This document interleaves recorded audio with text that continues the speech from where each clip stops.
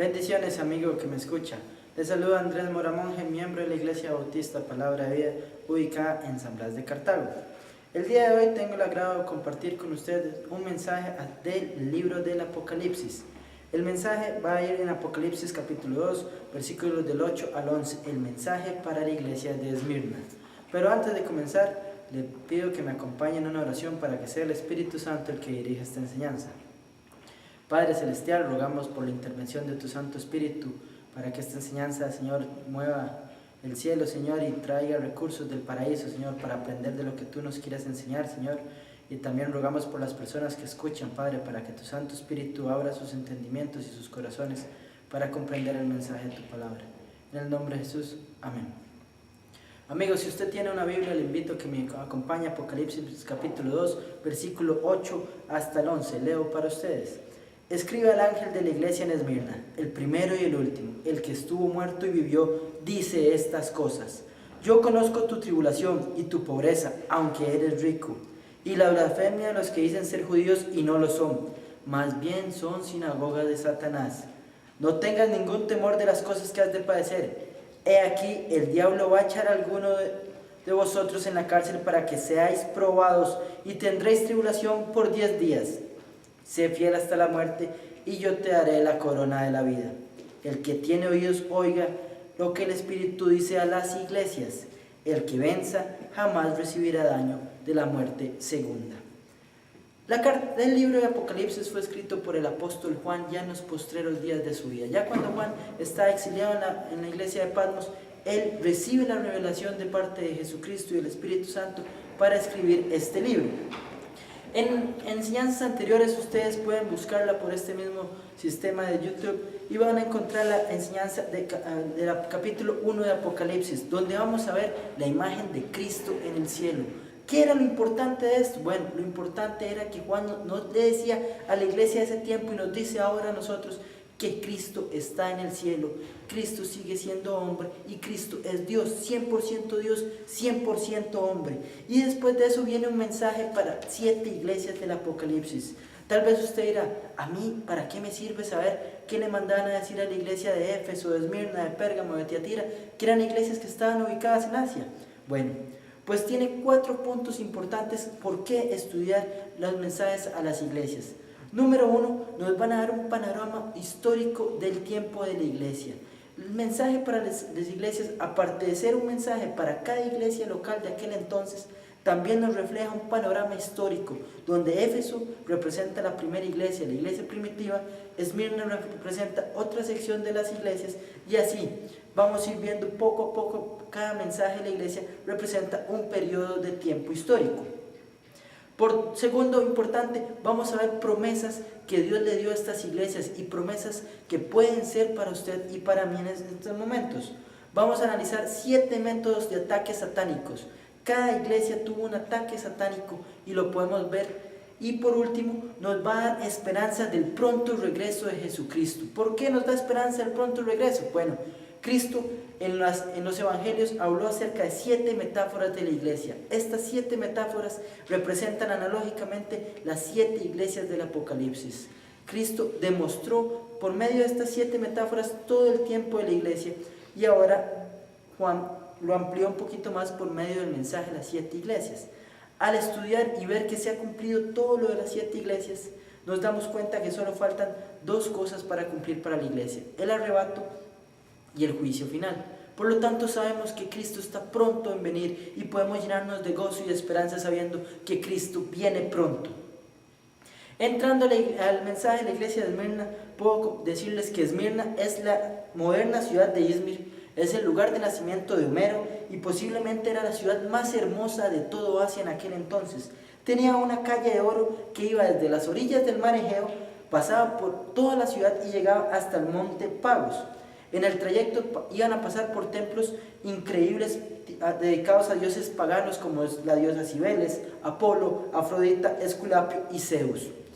Esmirna era el centro oficial del culto a César en Asia.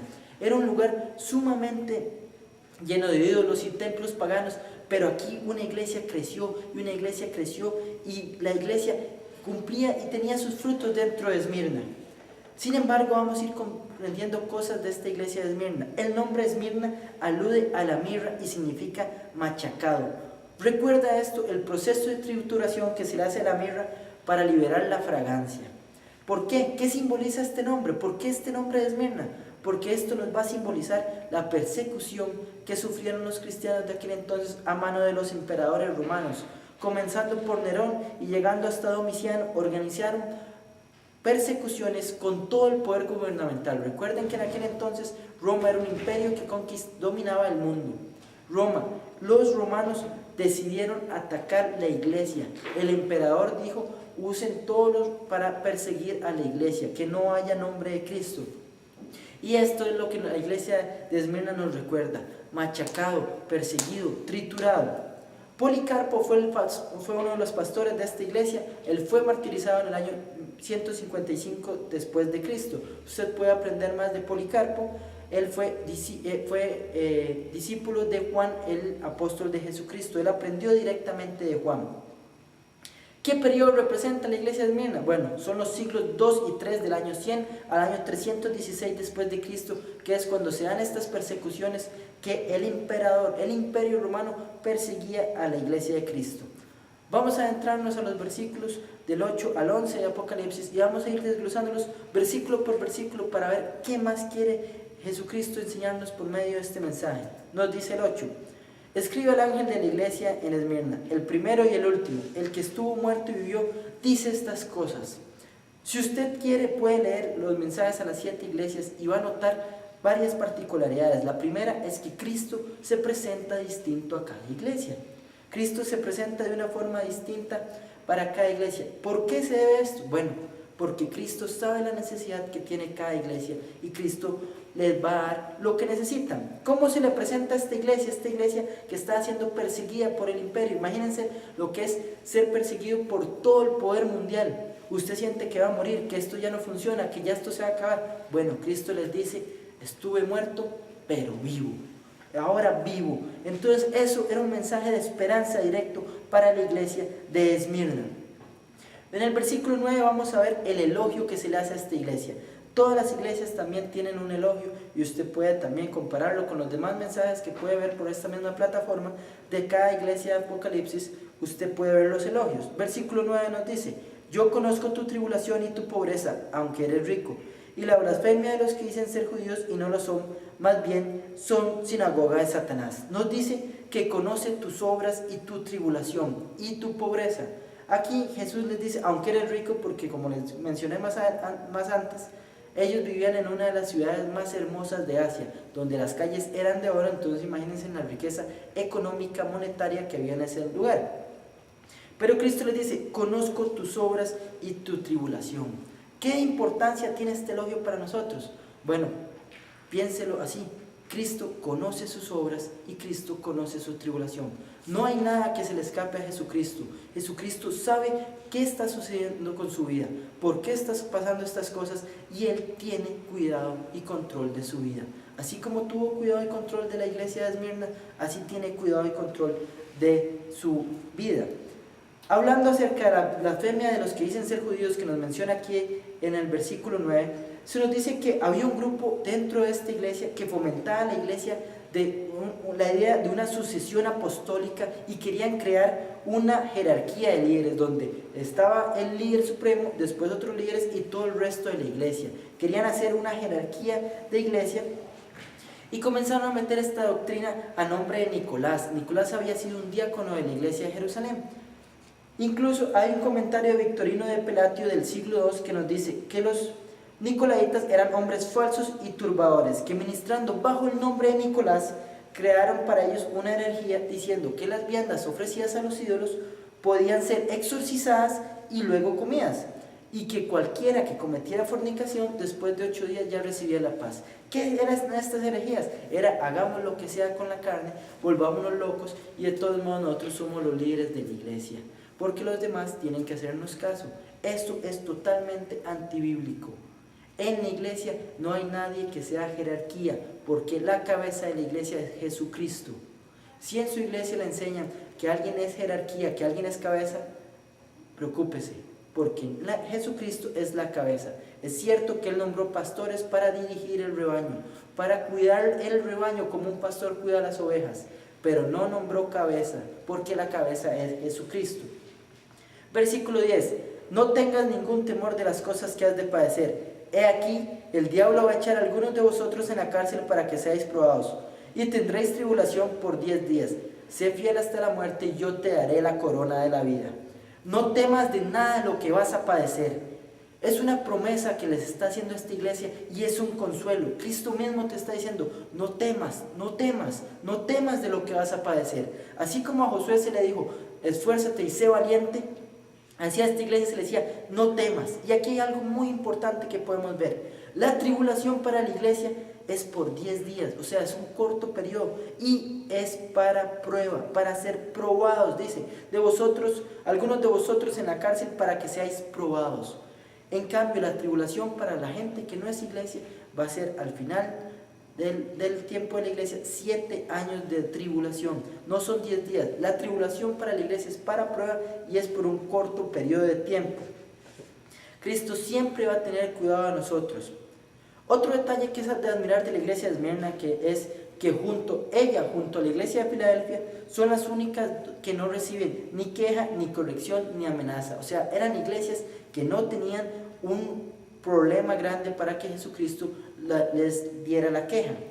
¿Por qué es importante esto? Bueno, esta es una iglesia que estaba en tribulación, que estaba siendo asolada, que estaba siendo atacada por los imperios del mundo. Y así nos recuerda, igual que la mirra, igual que su nombre Esmirna, va a ser machacada para que libere la fragancia que va a ser tipo de la fe. Cuando la iglesia es perseguida, la fe se machaca la iglesia y la fe brilla. ¿Por qué? Porque el Espíritu Santo es el que nos da esos recursos. No vienen de nosotros, el Espíritu Santo nos los da a nosotros. Y por último nos dice una promesa importante en el versículo 10 al final. Sé fiel hasta la muerte y yo te daré la corona de la vida. ¿Qué es esto de la corona de la vida? Bueno, se ha hablado acerca de que los cristianos seremos juzgados en el bema o en el tribunal de Cristo. Esto lo puede encontrar en Romanos 14:10, 1 Corintios 3:11 y 15 o 2 Corintios 5:10. Puede estudiarlo en su casa con más detenimiento. Los cristianos van a ser juzgados por sus obras. No tiene esto nada que ver con la salvación. La salvación es por gracia mediante la fe. Usted es salvo y Cristo, por el servicio que usted haya hecho, lo va a recompensar. Esta corona de la vida que se le ofrece a la iglesia de Esmirna, Santiago 1:12 lo vuelve a mencionar. Nos dice Santiago 1:12, bienaventurado el hombre que persevera bajo la prueba, porque cuando haya sido probado, recibirá la corona de la vida que Dios ha prometido para los que le aman. Entonces vemos que hay una corona llamada de la vida que es para los que aman a Jesucristo. También existen 5 coronas más en la Biblia que se van a premiar aquí en el tribunal de Cristo o en el bema. Está la corona incorruptible, que es para el vencedor, que está en 1 Corintios 9:25, que es una corona que se da para la preparación, para la gente que se prepara para el servicio. La corona de la vida, la vemos en Apocalipsis 9:10 y en Santiago 2:12, que es una corona para los mártires, para la persecución. Tenemos la corona de gloria, que es para el anciano, que está en 1 Pedro 5:2 y 4. La de la justicia, que es para los que aman su venida, en 2 Timoteo 4:8 la pueden encontrar. Y la de gozo, que es para el ganador de almas, en 1 Tesalonicenses 2 del 19 al 20. Estas últimas 3 son coronas que se dan por el servicio que se haga dentro de la iglesia. Versículo 11, el que tiene oídos, oiga lo que el Espíritu dice a las iglesias. El que venza jamás recibirá daño de la muerte segunda. 2 detalles importantes de este versículo 11. El primero, el que tiene oídos, oiga. Hay personas que tienen oídos y no quieren escuchar la palabra de Dios. O hay personas que ya se niegan a escuchar. Si usted hoy todavía puede escuchar la palabra y no ha tomado una decisión por Jesucristo, le invito a que examine su corazón y ponga su confianza en Él. Confiese que usted es pecador y solo por medio de Él se puede llegar al cielo. No pretenda usted engañarse y decir que usted es bueno y que es suficientemente bueno para ir al cielo. Porque si usted quiere creer así, le invito a que razone un momento y piense, si hay un ser humano que pueda salvarse por ser bueno, ¿para qué Dios iba a mandar a Jesús a morir en la cruz? Jesús murió en la cruz por usted y por mí, porque nosotros no podemos salvarnos. Reconozca que usted es pecador y pídale que lo limpie. Él estará gustoso de recibirlo y hacerlo hijo de Dios. Después dice lo que el Espíritu dice a las iglesias. Vean el plural, iglesias. Este mensaje no era solo para la iglesia de Esmirna, era un mensaje que iba para todas las demás iglesias de la historia y hasta la época actual. Es un mensaje para las iglesias de Jesucristo. Y por último nos dice, el que venza jamás recibirá daño de la muerte segunda. ¿Qué significa esto del que venza? No vaya a creer que es que el que venza es el que se esfuerza y el que lucha y el que no se rinde cuando está perseguido. No, señores.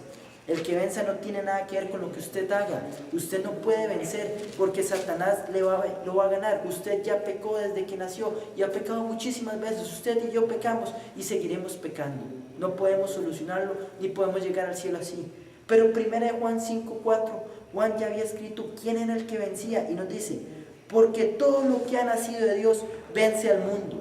Y esta es la victoria que ha vencido al mundo, nuestra fe. Nuestra fe en Jesucristo ha vencido al mundo y es lo que nos da la salvación. La entrada al cielo viene solo por medio de la fe.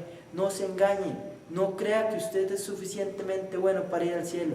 No crea que es que en una balanza o no crea que es que Dios es tan bueno que va a perdonar a todos. Porque es cierto, Dios es bueno, pero Dios también es justo. Y Dios dio a su Hijo Jesucristo para que todo aquel que en Él crea no se pierda, mas tenga vida eterna. Ya para terminar, voy a hacer una oración por usted que me escucha. No sé cuál sea su necesidad, pero voy a orar para que Dios intervenga en su necesidad, sea material, sea emocional, sea de trabajo, sea de familia. Dios va a intervenir y usted va a sentir a Dios trabajar en su vida. Y por medio de esto, si usted no se ha reconciliado con Jesucristo, tome la oportunidad de hablar con Él y reconciliarse. Señor Dios y Padre Celestial, te agradecemos hoy la oportunidad de haber compartido tu palabra y aprender, Señor, que tú tienes el control de nosotros y que nos digas que no temamos, Señor, porque tú tienes total control de nuestras vidas. Señor, te ruego por las personas que me escuchan, Padre, para que tengas cuidado de las necesidades que tienen ellos en su vida. Señor, no los conozco ni sé cuáles son sus problemas, Señor, pero te pido por sus necesidades físicas, las necesidades materiales, las emocionales, sus problemas en el trabajo, en su casa, Señor, cualquier necesidad que ellos tengan, que ellos puedan sentir tu mano trabajando en su vida, Señor, y que por medio de esto ellos puedan acercarse a ti y aceptar a Jesucristo como Salvador personal. En el nombre de tu Santo Hijo Jesucristo. Amén.